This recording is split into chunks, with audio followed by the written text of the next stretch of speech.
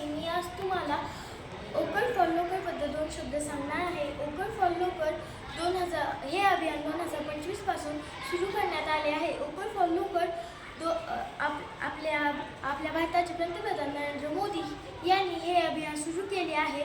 ओकर फॉर लोकरचा अर्थ असा आहे की आपण आपल्या देशाचे सामान वापरावे, आपण आपल्या देशाच्याच गोष्टी वापराव्यात.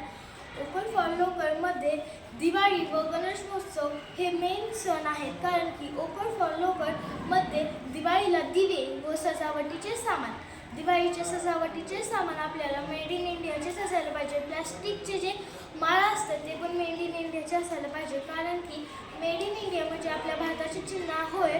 आपण जर आपल्या भारताच्याच गोष्टी घेतल्या तर आपल्या भारताचे चलन दुसऱ्या देशात जात नाही व आपला भारत सर्वश्रेष्ठ म्हणूनही ओळखला जातो.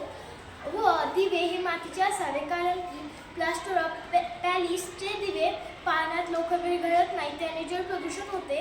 आपण जर जल प्रदूषण केले तर जल प्रदूषण, वायू प्रदूषण हे दोन आपल्या भारतात खूप प्रदूषणात आहे. आपला भारत शेवटी आहे प्रदूषणात, कारण की आपल्या भारतात जास्त प्रदूषण नाही, तरी पण आपण आपल्या भारतातील जेवढे प्रदूषण आहे तेवढेही संपवायला हवे. आपण गणेशोत्सवला गणपती ही प्लास्टर ऑफ पॅरिसचा न घेता मातीचा घ्यावा, कारण इको फ्रेंडली गणपती पाण्यात लवकर विरघळतात व त्याने जल प्रदूषण होत नाही.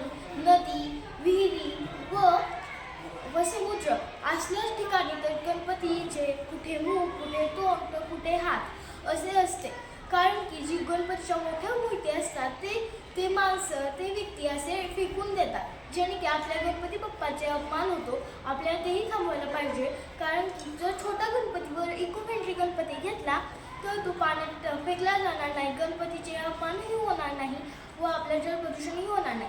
जर आपण हे थांबवले नाही तर आपल्या पृथ्वीतून भारत हा नाहीसा होईल. आपल्या भारताची लोकसंख्या 40 ते 50 करोड एवढी आहे.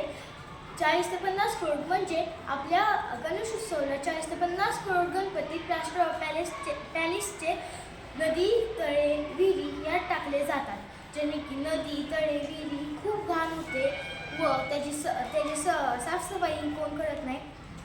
त्याने आपलं जल प्रदूषण होतं व कुठल्या तरी म्हणजे अनेक क्षेत्रात, अनेक गावात, अनेक शहरात आता जल नाही, लोक पाण्याने मरत आहेत. आपल्याला ते थांबवायला पाहिजे.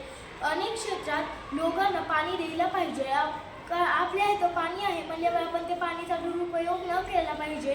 आपण जर पाण्याचा दुरुपयोग केला तर आपली पुढची पिढी नीट जगू शकणार नाही व आपली पुढची पिढी या भारतातही नसेल. व आपण मेड इन इंडिया व इको फ्रेंडली हे दोन गोष्टी तत्व महत्त्वाचे आहेत. आपण हे दोन गोष्टीच वापरावे, मेड इन इंडिया व इको फ्रेंडली. धन्यवाद.